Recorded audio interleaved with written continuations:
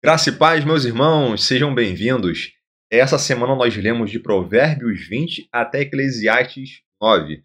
Gostaria de trazer aqui para os irmãos alguns dos pontos mais importantes da leitura da semana. Algo que eu acho bastante interessante quando eu percebo essa transição do livro de Provérbios para Eclesiastes é que me vem à mente a figura de alguém que está crescendo. Isso porque no livro de Provérbios encontramos muita sabedoria, e sabedoria para todas as áreas da vida, para todas as idades, mas eu tenho uma sensação de que quando eu entro em Eclesiastes, ao perceber ali a sabedoria de Provérbios, parece com os ensinamentos que recebemos, né, dos nossos pais. Algo como assim, ó, se você fizer isso aqui, vai acontecer isso aqui. Então, fez isso, acontece aquilo. Já o livro de Eclesiastes parece que já passamos ali dos 30, descobrimos que a vida é muito mais complicada do que pensávamos, do que ela parece. Então, chega um momento para todos em que parece que cai a ficha. Percebemos que já estamos adultos, percebemos que temos mais responsabilidades e às vezes essa ficha demora a cair para alguns, né? Para alguns cai aos 30, aos 40, aos 50, enfim. Mas começamos a refletir na vida. O que fizemos que deu certo? O que fizemos que deu errado? Escolhas ruins da vida? Coisas que poderíamos ter feito e não fizemos? Coisas que poderíamos ter feito para Deus, mas infelizmente tivemos outras prioridades? Coisas que de repente, até mesmo ter mais tempo com a família e em um momento ali, de repente, de correria da vida, a gente acabou dedicando a outras coisas. Enfim, Eclesiastes é reflexão pura. É como se fosse ali um espelho que nos obriga ali a encarar a realidade da existência e ali toda a sua complexidade, vaidade, limitações humanas. É como se o Espírito Santo estivesse ali nos conduzindo a um lugar em que todas essas ilusões da vida viessem ao chão. Nós somos levados a entender que o sentido da vida não está ali em realizações terrenas, não está em bens materiais, mas sim em temer a Deus e guardar os seus mandamentos. E isso não significa que Deus, né, nos abandonou, mas na verdade é o contrário, porque nesse lugar de silêncio, de perguntas sem respostas fáceis, é aí que Deus se faz presente da maneira mais profunda. Ele não se revela apenas nos momentos de conquista, de sucesso, mas também nos dias de frustração, quando nós estamos ali frustrados e aí começamos a sentir que tudo é vaidade. Daqui a pouco vai ficar um pouco mais claro esse sentido de vaidade no livro de Eclesiastes. Então, quando percebemos que o tempo que gastamos com algo inútil, com algo passageiro, a sensação é que corremos ali atrás do vento. Porque quanto mais corremos, vamos percebendo que jamais vamos alcançá-lo ou agarrá-lo. Eclesiastes nos ensina a valorizar o tempo, as pequenas coisas, a simplicidade da vida, a amizade, a família, o temor a Deus. Coisas que muitas das vezes só aprendemos depois de levar alguns tombos. Então, Eclesiastes é um convite à maturidade. Aprendemos a ter uma fé que é persistente. Aquela maturidade espiritual, você percebe que você está em pé ali, não importa se está tudo bem ou em situações da vida e adversidade. Amém? Então, vamos lá então. Lá em Provérbios, né, vamos encerrar aqui o livro de Provérbios. Nós temos essa evolução, né, bastante interessante, mas a gente vê aqui muitas questões sobre justiça, filosofias de vida. Eu gostaria de estar aqui compartilhando com os irmãos Provérbios 20, 10. Ok? Diz assim: 2 pesos e 2 medidas. Pesos adulterados e medidas falsificadas são desonestidades abomináveis ao Senhor. Coloquei a versão King James atualizada.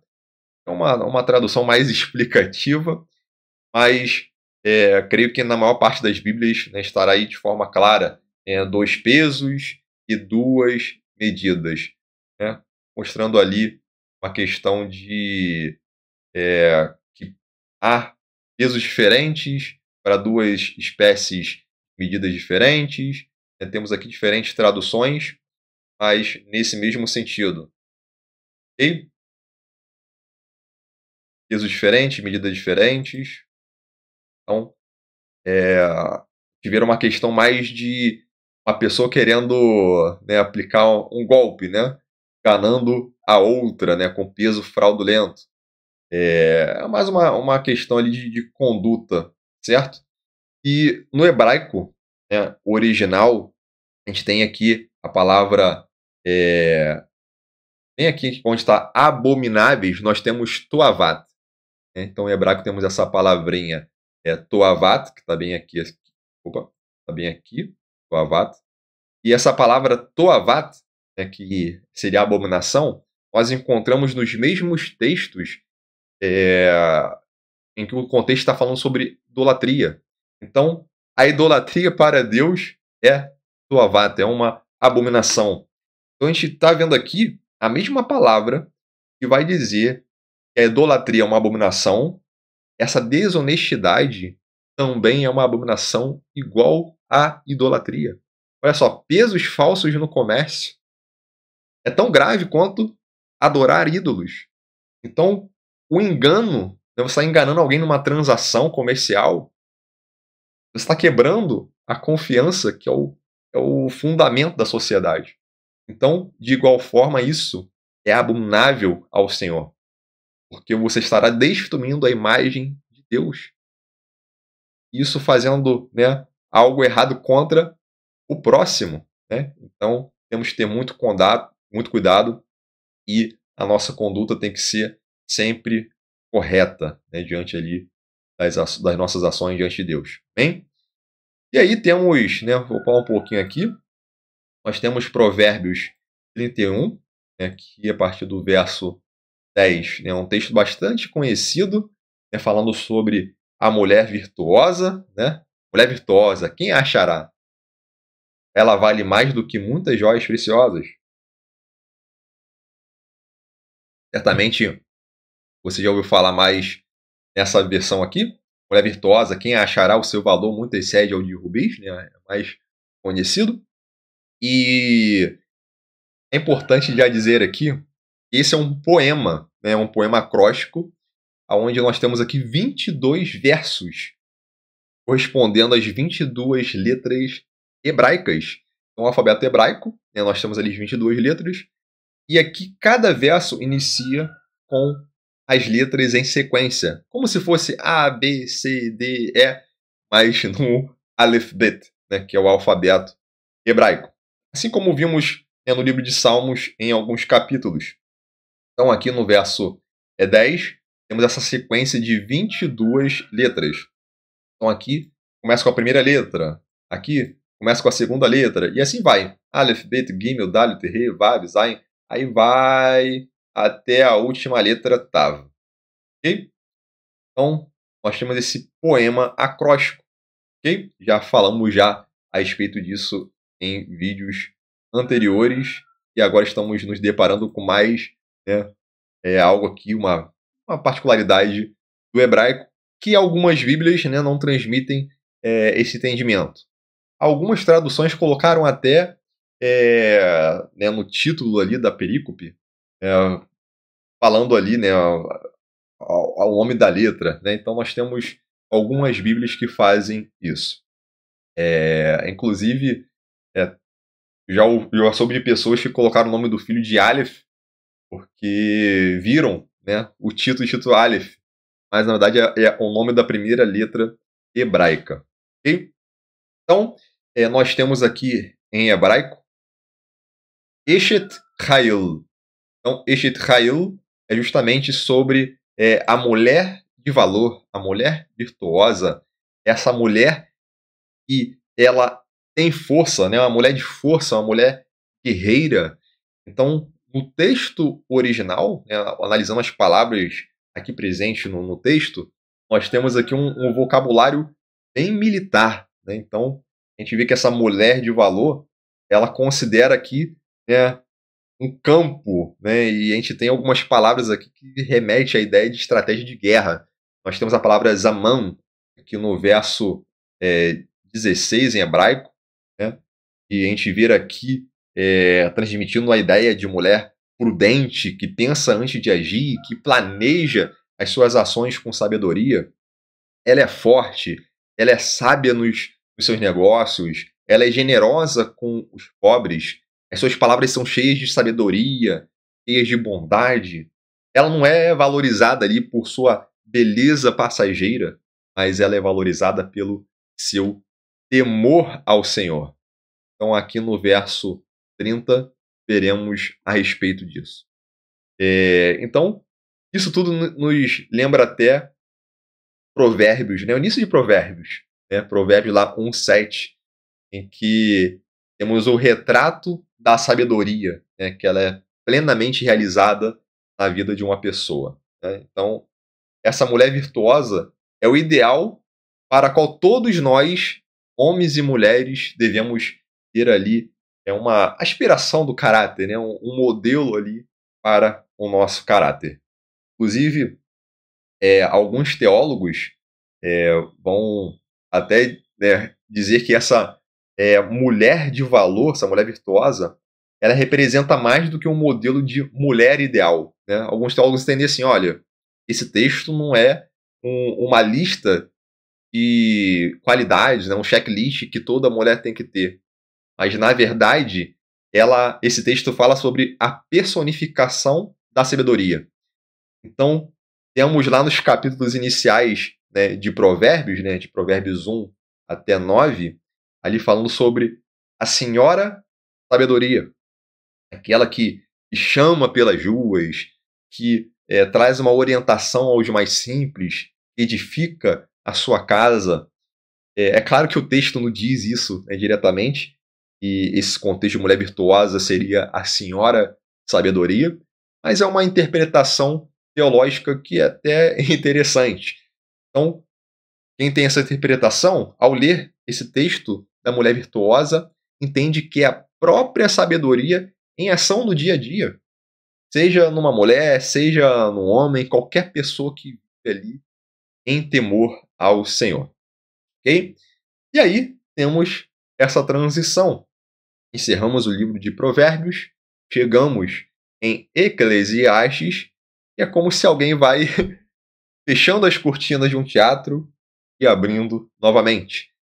E a peça continua a mesma, mas agora estamos vendo os bastidores, estamos vendo, né, a complexidade, né, os contra-regras, né, apoiando esse teatro. Nós começamos a reparar algumas questões que antes não eram visíveis, talvez algumas contradições aparentes da vida. Caramba, a vida é tão complicada, não tinha reparado isso aqui. Então, depois de um texto como esse, que nós lemos em Provérbios 31, de sabedoria prática, a Bíblia nos dá um choque agora, porque nós abrimos Eclesiastes e a primeira coisa que nós lemos ao abrir Eclesiastes é o quê? Compartilha aqui. Vaidade de vaidades. Diz o pregador. Vaidade de vaidades. Tudo é vaidade. Isso aqui é algo que a gente já que quebra um pouquinho. Eclesiastes, provavelmente ali escrito por Salomão em sua velhice, né? Acredita-se que foi o último livro escrito por Salomão. Alguns teólogos chegam a dizer que pode ter sido ali um livro onde ele se arrependeu de coisas erradas que ele fez na vida. Então pode ter sido uma espécie de testamento do arrependimento, por ter tomado, né, ter tido algumas condutas ruins diante de Deus, inclusive. No final ali da sua vida, ele acabou, né, adotando, né, os deuses das mulheres estrangeiras, e aqui alguns teólogos tomam como uma espécie de arrependimento da parte dele. Caramba, que coisas inúteis eu fiz. Caramba, podia ter gastado mais meu tempo, podia ter dedicado mais a Deus. Então, como se fosse aqui uma reflexão, né, de Salomão. Ok? Não se tem certeza absoluta que foi de fato ele. Alguns acreditam que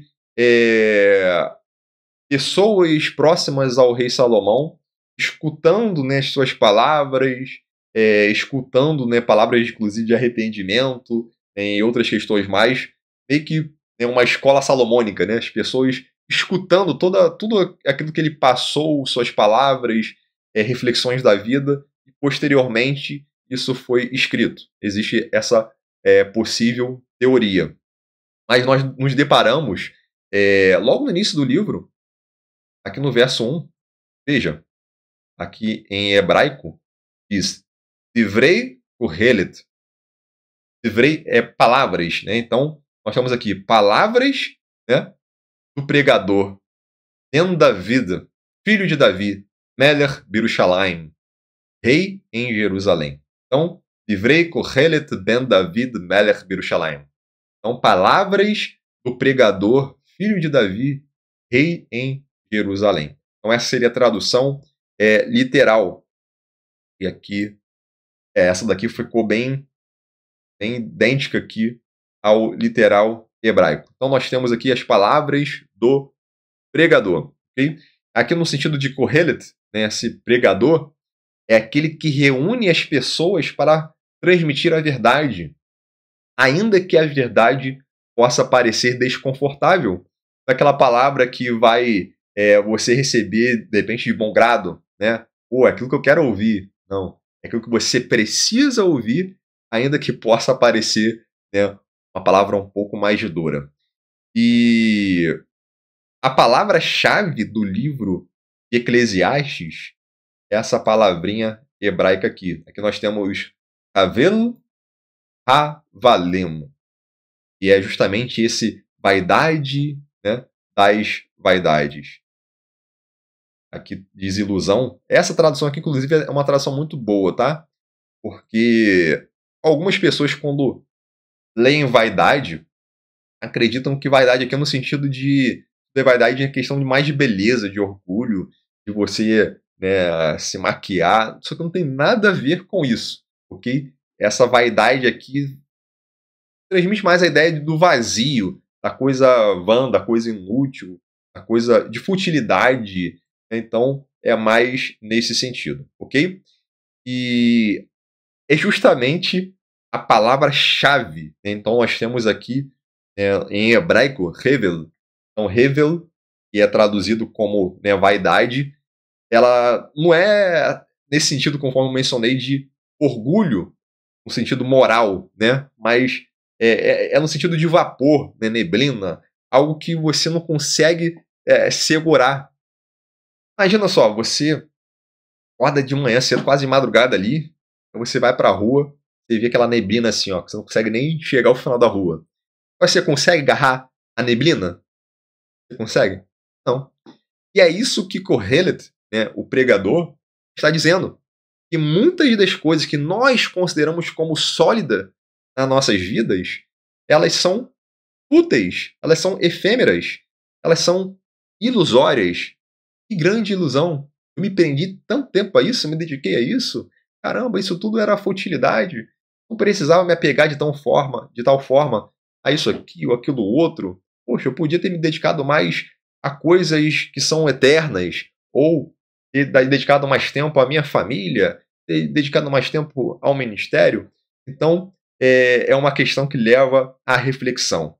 E nós vamos ver essa palavra se repetindo ao longo do livro de Eclesiastes, e mais de 30 vezes, se não me engano, 38 vezes aparece essa palavra, Hevel, né? Às vezes no hebraico ali, né, numa conjugação um pouco diferente, aqui nós lemos Havel, por exemplo, mas é mesmo uma palavra hebraica, né, no mesmo sentido.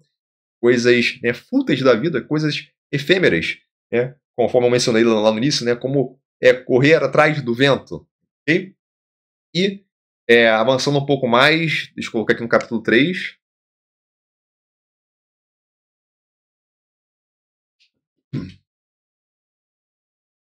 Nós temos esse poema divino, que é um texto bastante conhecido. Deixa eu ver aqui uma tradução mais conhecida.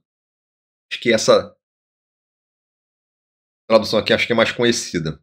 Tudo tem o seu tempo determinado, e há tempo para todo propósito debaixo do céu.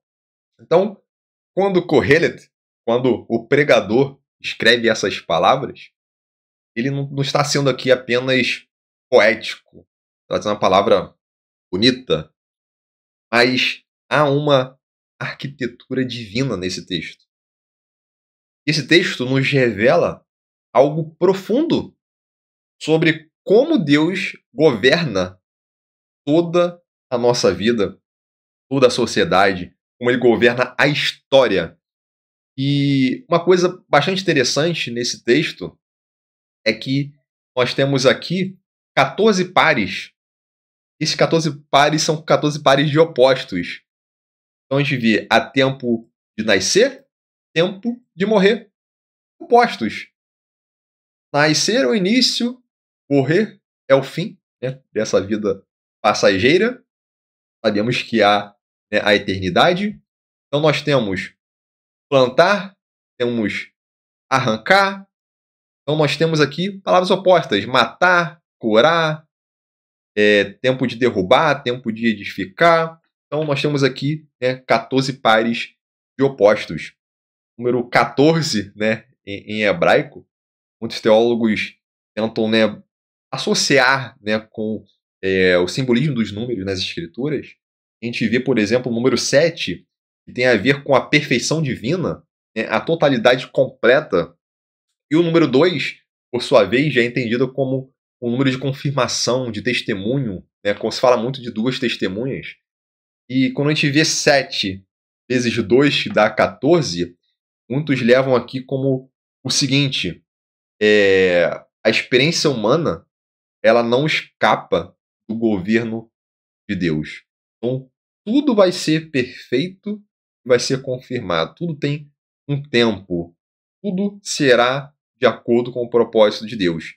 E o homem, ele vai passar por momentos diversos. Cada momento, às vezes, o homem pode chegar a se deparar com uma situação: por que isso está acontecendo na minha vida? É o tempo para isso. Devemos agora entender, né, o que Deus tem para nós em cada tempo. De repente, buscar forças para estar passando por alguma adversidade. De repente, há tempo, sim, de adversidade. Mas temos que ter fé para conseguir passar bem, estarmos ali firmes e fortes nesse tempo, né, de adversidade, para depois vir, né, um tempo de bonança, um tempo de prosperidade. Então, há tempo para tudo. Então, nem tudo na vida vai ser perfeito, vai ser tudo maravilhas, né? Vamos acordar, né? Então, enquanto tivermos nessa vida aqui passageira, passaremos por situações que vão nos entristecer, situações que surgem, inclusive, para nos abalar, mas precisamos perseverar, precisamos ter fé, continuar firmes.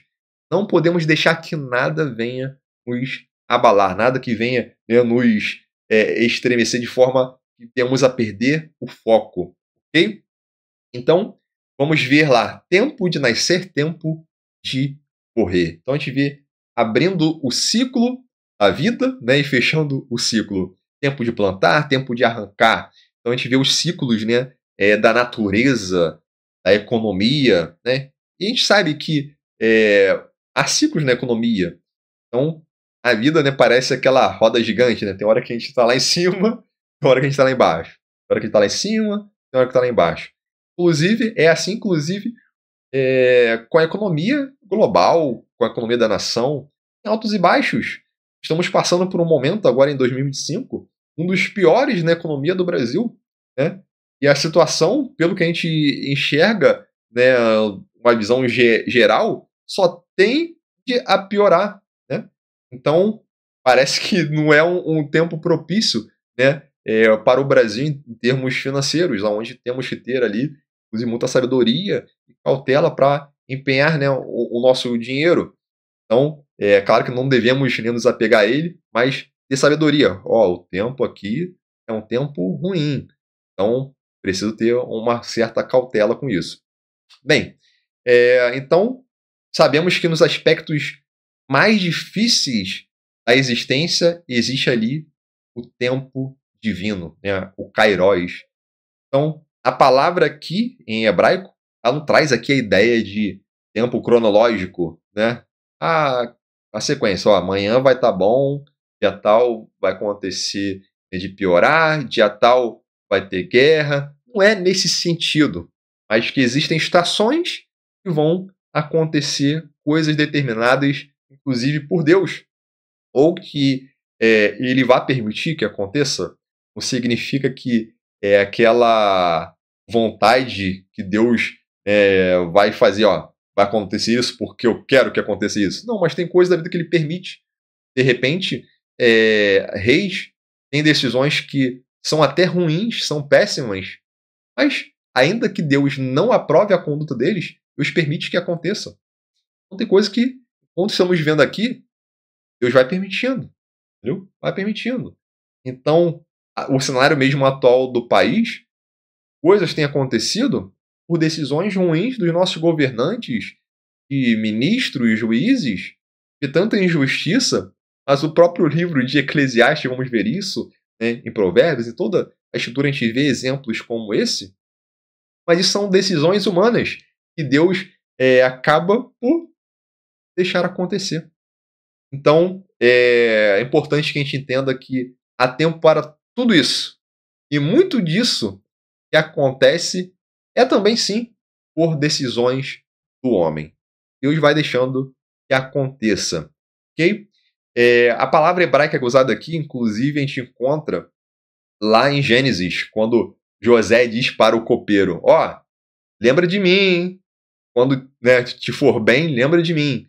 Então, esse tempo certo, esse tempo, né, que é a ocasião, né, apropriada, é justamente esse tempo aqui, né, o tempo para as coisas acontecerem. Então, Deus estabelece esses tempos. E nós não temos como controlar essas estações. Mas se nós tivermos sabedoria de discernir os tempos, nós conseguimos, né, estar cooperando e nos antecipando para cada coisa, né, para a gente estar bem ali a cada tempo.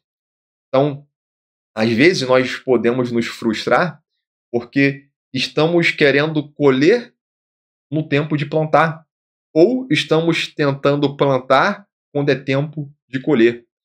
Então parece que às vezes queremos forçar portas que Deus ainda não abriu. Ou às vezes deixamos passar, né, oportunidades que Deus colocou diante de nós. Então é importante que venhamos, né, buscar a Deus sempre, né, com sabedoria, pedir direção a Ele, discernimento em todas as coisas. E aqui, em Eclesiastes 3, verso 11, nós temos aqui um texto bastante interessante e muito profundo, que diz o seguinte: tudo fez Deus formoso no seu devido tempo. Também pôs a eternidade no coração do homem, sem que este possa descobrir as obras que Deus fez, desde o princípio até ao fim. Olha só, Deus colocou a eternidade no coração do homem.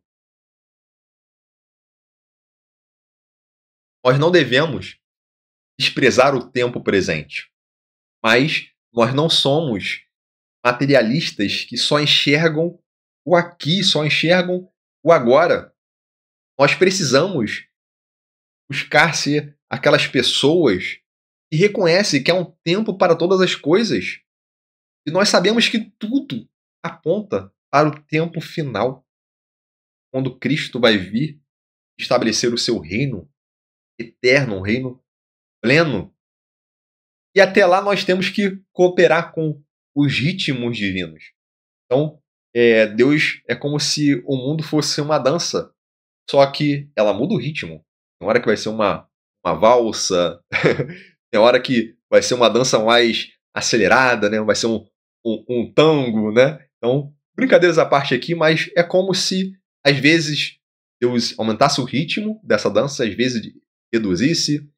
Então, há momentos de turbulência, há momentos de calmaria, e a vida é assim. Agora, se nós percebemos o ritmo que Deus nos dá para essas situações, nós vamos acompanhando bem. Então, que Deus venha nos dar sabedoria para discernir, né, esses tempos, para que possamos ter paciência, né, para aguardar essas estações. E é claro que venhamos a encontrar nele essa fé e entender, né, o significado de cada momento que estamos vivendo hoje. E avançando um pouquinho mais, deixa eu ver aqui no capítulo 4. O capítulo 4 diz o seguinte: Vi ainda todas as opressões que se fazem debaixo do sol. Vi as lágrimas dos que foram oprimidos, sem que ninguém os consolasse. E a violência na mão dos opressores, sem que ninguém consolasse os oprimidos. Então, quando nós nos deparamos, né, com um texto como esse, percebe que o pregador, né, Kohelet, não é só um filósofo, mas ele é um observador social e está se indignando com as injustiças da vida.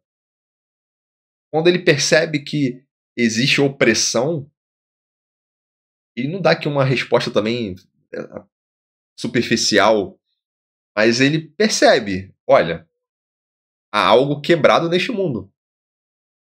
E a nossa sabedoria humana não consegue consertar completamente. Olhando para o Brasil, olha quanta injustiça. Pessoas inocentes sendo presas, pessoas inclusive que foram colocadas em solitária, sem luz, sem nada, pessoas que não tinham prova alguma, coisas forjadas. Estamos nos deparando com uma situação onde colocaram a tornozeleira, né, em um ex-presidente e com desculpas não tem nenhum nexo, né? E uma questão jurídica que não existe no Brasil, que qualquer advogado, né, que seja no mínimo inteligente, percebe que é um absurdo e ninguém no meio jurídico aprova esse tipo de conduta, sabe que é algo errado, não há amparo na Constituição, mas ninguém consegue fazer nada. E tem um camarada lá que se acha dono do mundo, que pode fazer qualquer coisa, né? Eu espero que esse vídeo não chegue a ele, né? Porque é capaz de querer me prender só por ter comentado isso. Então, para vocês verem o mundo, né, como está, precisamos orar para que ele venha se arrepender, né? Que venha a ver da forma certa, né? E misericórdia, né? Se sair de lá, se arrepender, sair de lá melhor ainda, né? Porque misericórdia, né? E que coisa horrível, né, que estamos passando. E é um sinal que as coisas estão quebradas. Nós olhamos para o Brasil e estamos vendo coisas fora do lugar. Não estamos vivendo no Brasil um momento ali de paz, um momento de prosperidade, de bonança. Pelo contrário. O que a gente enxerga no Brasil hoje, né, no cenário atual, nesse tempo atual, é um tempo de desastre. É triste falar isso, mas precisamos entender os tempos. Olhando o tempo de hoje, a gente olha assim, caramba, a situação não é boa. Mas precisamos nos fortalecer, permanecer de pé, mesmo em um momento como esse. E tendo fé que o amanhã será melhor, mas sem ignorar o tempo presente. Então, sim, fé que as coisas vão melhorar, fazer a nossa parte, né, como cidadãos, orar sempre a Deus, né, para que continue agindo, né, no nosso Brasil, para que as coisas possam, né, estar ali sendo melhoradas, que a justiça venha a ser feita de fato, né, e, né, para que as coisas venham a estar no seu devido lugar, para que, né, não esteja nada quebrado, né, fora do lugar, porque tá muito difícil. E aqui nesse texto nós temos a palavra Menachem, que significa consolador. Então aqui a palavra, né, que a gente vê que ninguém os consolasse, nós temos Menachem. É uma palavra, inclusive, que tem uma conexão profunda, né, com o Messias. Então, o próprio Jesus, né, prometeu lá em João, no capítulo 14, no verso 16, e eu rogarei ao Pai, ele vos dará outro Consolador, a fim de que esteja para sempre convosco. E realmente, momentos como esse, né, que muitos estão passando hoje, precisamos, Senhor, preciso de um Consolador agora. Eu estou em um momento aqui de choro, um momento aqui difícil, e a gente percebe que esse texto aqui é uma resposta ao clamor de Corrélito, o clamor do pregador. O Espírito Santo, né, como o Paracletos, aqui o Consolador, é a resposta definitiva para essa ausência que o pregador observou. Então, voltando aqui ao texto de Eclesiastes, em que eles não têm consolador, não tem ninguém que os consolasse, e vê uma situação parecida acontecendo nos dias de hoje. É um texto tão atual, mas toda opressão, toda lágrima, todo clamor por justiça, ela encontra uma resposta final na obra do Espírito Santo. Porque é o Espírito Santo que convence o mundo do pecado, da justiça e do juízo. Bem, então nós temos aqui textos muitíssimo atuais, então textos de fato para o hoje. Então nós temos aqui, por exemplo, o verso 4, vou colocar uma tradução mais próxima do original. Tá boa.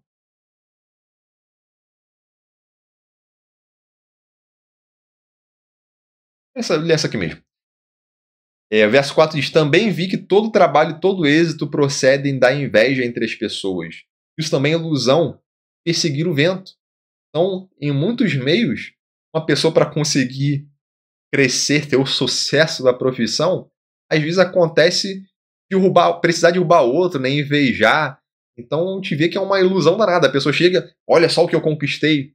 Mas a custo de quê? Né? Derrubar um colega, difamar alguém. Então, a gente vê isso acontecendo, né, principalmente no meio, né, corporativo. Então, isso é ilusão. Conquistou a custo de quê? É como perseguir o vento. E uma coisa que eu acho muito interessante é justamente esse verso 6 aqui. Ó. Melhor é ter um punhado com tranquilidade do que as duas mãos cheias à custa de muito trabalho e perseguir o vento.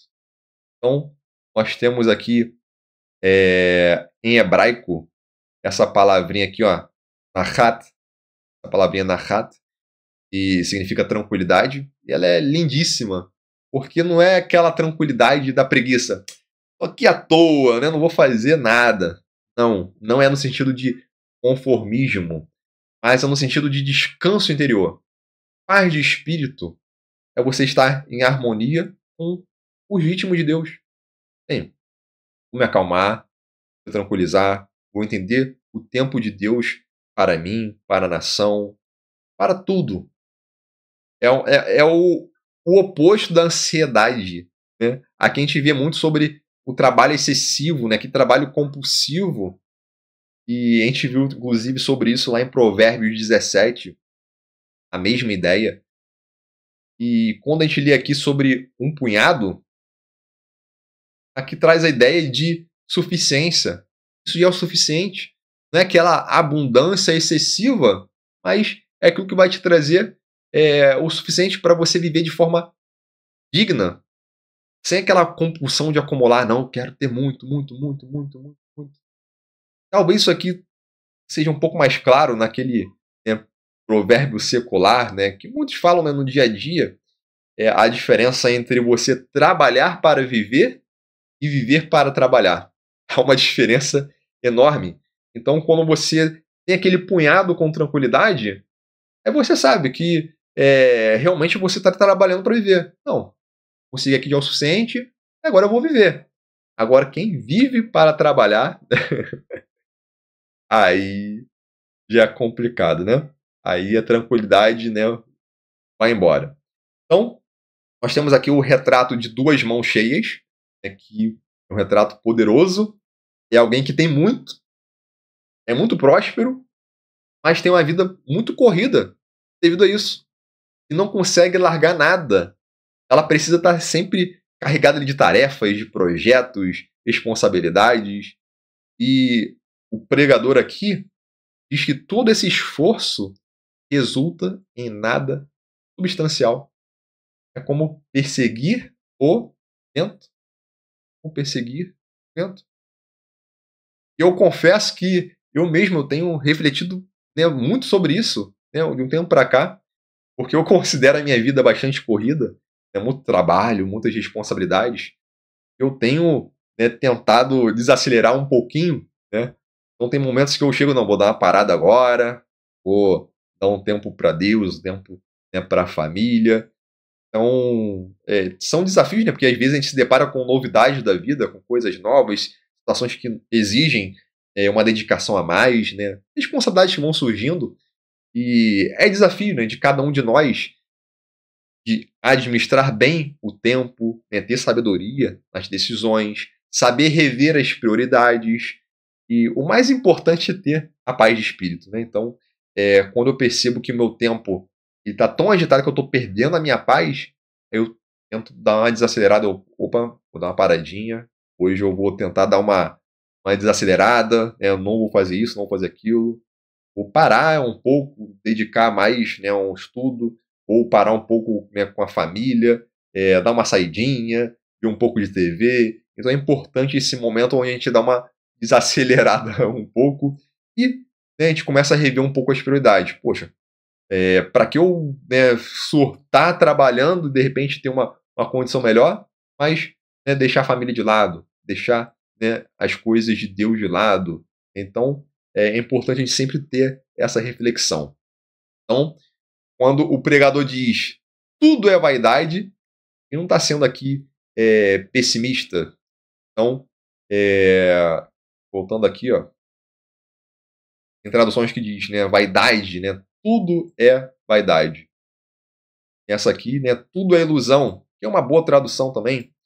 Então, não é um pessimismo, mas ele está sendo realista sobre a necessidade que cada um de nós tem de redenção. Porque as coisas materiais passam. Tudo que nós estamos vendo passa. Vai chegar um momento que eu não vou precisar trabalhar, vou descansar. Né? Vai ter 1000 anos ali de descanso, né? Um reino ali messiânico. Então, é um milênio, né? No sétimo dia ele descansou, e vai chegar um momento ali do descanso também da humanidade. E coisa que nós às vezes nos prendemos muito, né? O celular, né? Às vezes a gente não consegue desgrudar do celular, né, no dia a dia. Isso aqui passa, né? Então às vezes, poxa, caramba, tô muito tempo aqui fissurado, eu não paro de olhar, eu não largo isso, não largo aquilo. Às vezes é bom a gente dar uma acalmada e a gente lembrar, poxa, eu necessito de redenção. Isso daqui, ó, é útil. Isso aqui vai passar. Isso aqui não é eterno. Então, de colocar a cabeça no lugar, refletir um pouquinho. Peraí, deixa eu priorizar as coisas, né, certas. Deixa eu focar naquilo que é eterno. Deixa eu visar aqui, né, o reino de Deus. Então, a cada futilidade da vida é como se fosse um clamor. Olhe para os céus. Clame. Venha o teu reino, Senhor.